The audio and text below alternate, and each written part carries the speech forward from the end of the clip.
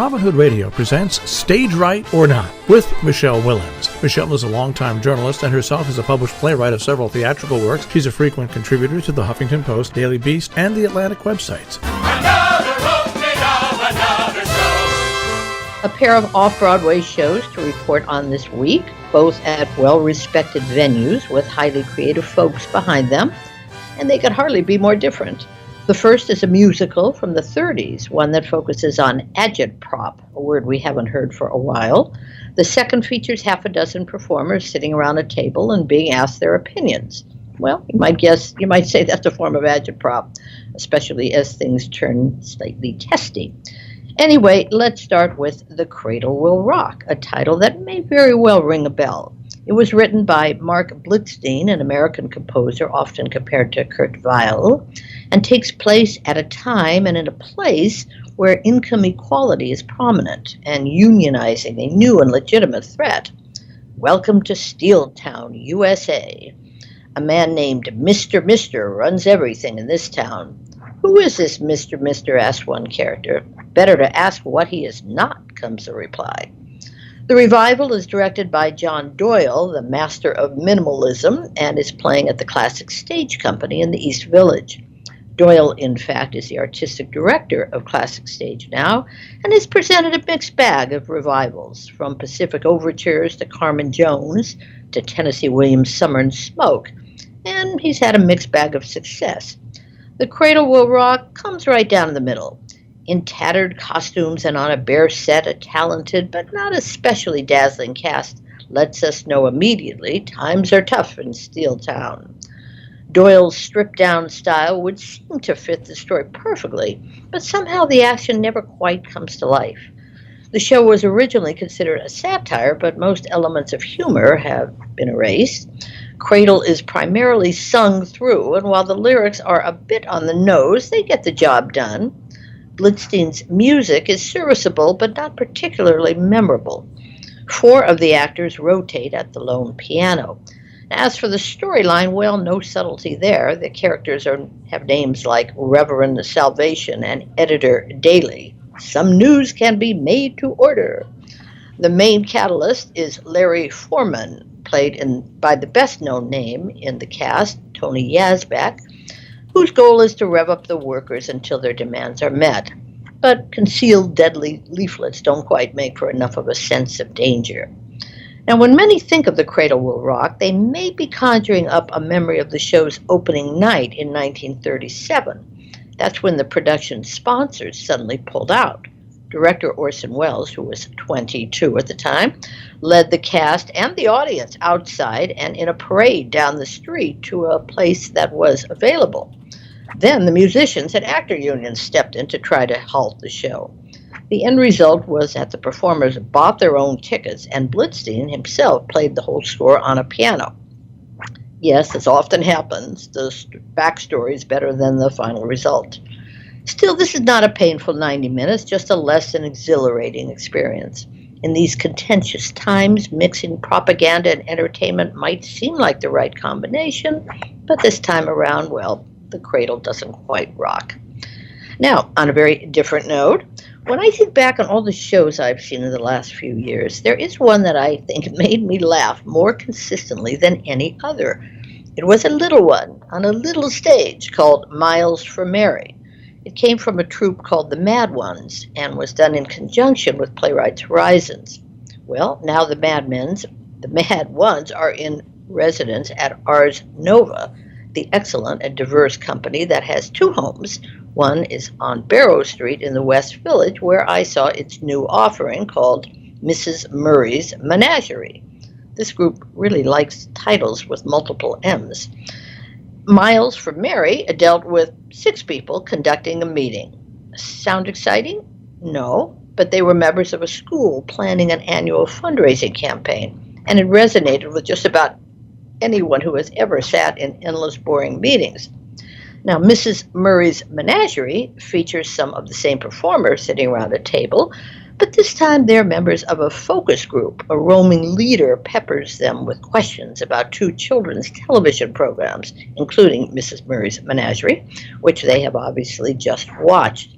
Raise your hand if you think Mrs. Murray is gentle all the time. At one point, they're asked to come up with a single word to describe a monstrous Muppet character. Misunderstood, comes the response. Every man is another. We're talking about a puppet here. The only other character not sitting around the table is a poor guy who has to write all their answers on a chalkboard. Well, he definitely deserves an award for fastest, barely legible penmanship. There is some witty material here, especially as they dig into the two TV programs and their own parental leanings emerge. But what's potentially funniest is the bubbling hostility between the participants.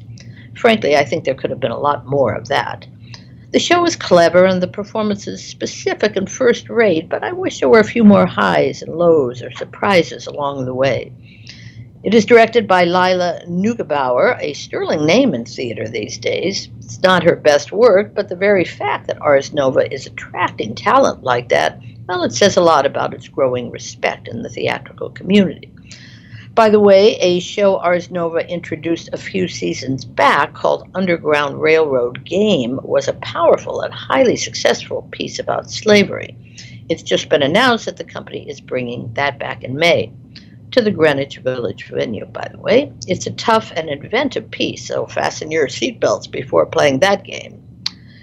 And finally this week, FX starts a series about Bob Fosse and one of his wives, the legendary dancer Gwen Verdon. Lots of Tonys and drama between those two. It's pretty rare when television pays tribute to folks from the world of theater, besides the occasional live musicals, which may be getting less occasional, by the way. So it will be interesting to see if Fosse and Verdon, the show, conveys all that jazz in those two brilliant careers. A positive sign is that Lin-Manuel Miranda is one of the executive producers. And well, as we know, Jill, most everything he touches these days turns out pretty well.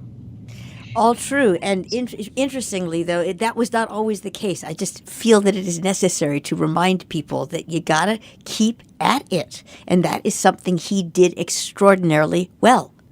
That's right. And Miranda, yeah. No, it's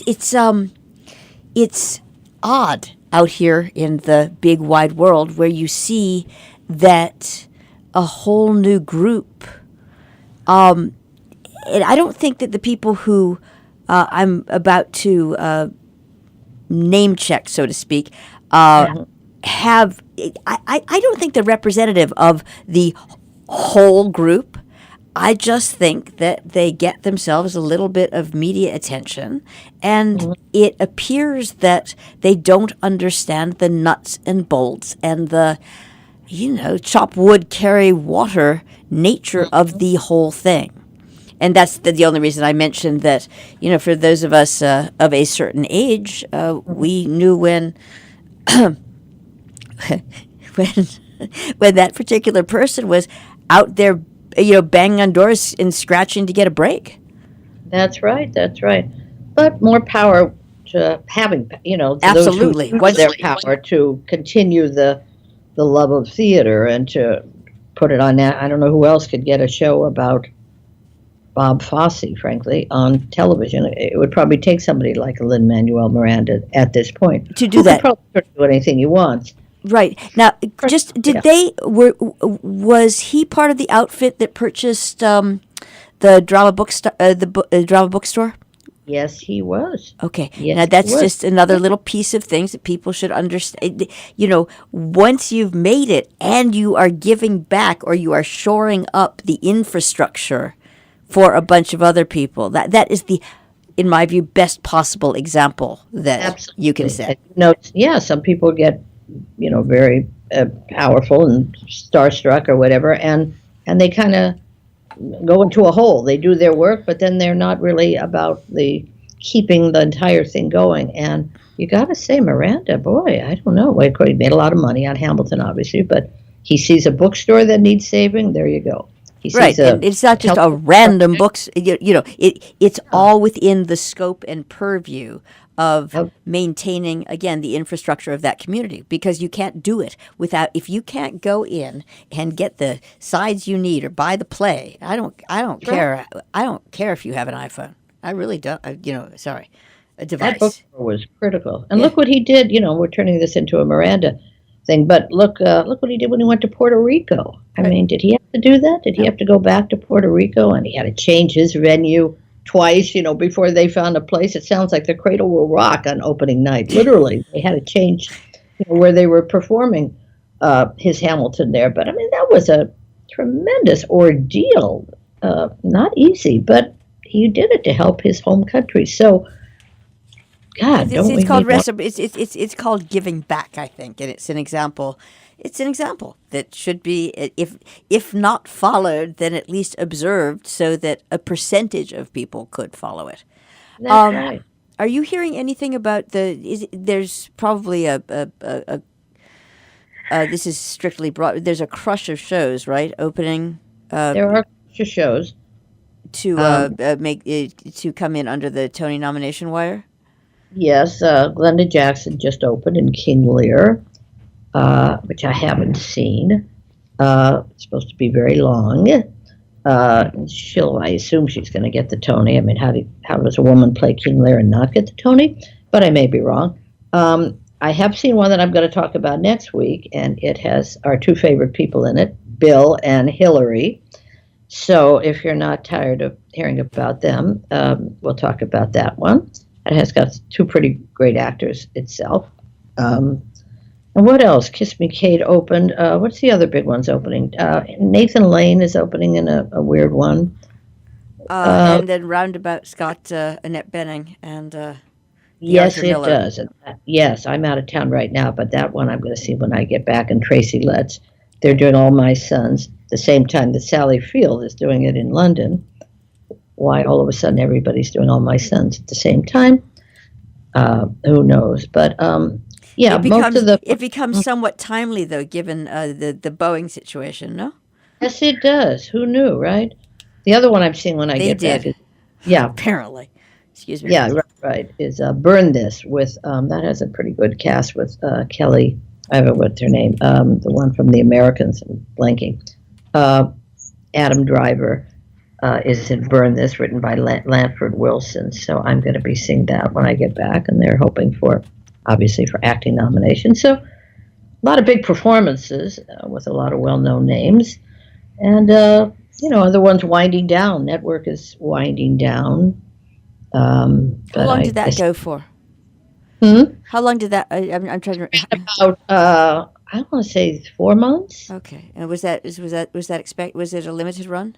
Oh yeah, that could go forever. Okay. That could go forever. That's selling out almost every night, as is To Kill a Mockingbird. But you got some strong performances. You got Bryan Cranston, Jeff, the guy in To Kill a Mockingbird. And my brain is stopping here. But anyway, lots of really good performances. So I don't know. It's turned out to be a pretty interesting year. A lot of tough material, and it's always there's always the hit and the miss. I say any season that has Nathan Lane, and Bryan Cranston and Glenda Jackson can't be all bad. Stage Right or Not with Michele Willens, produced in the studios of Robin Hood Radio, robinhoodradio.com.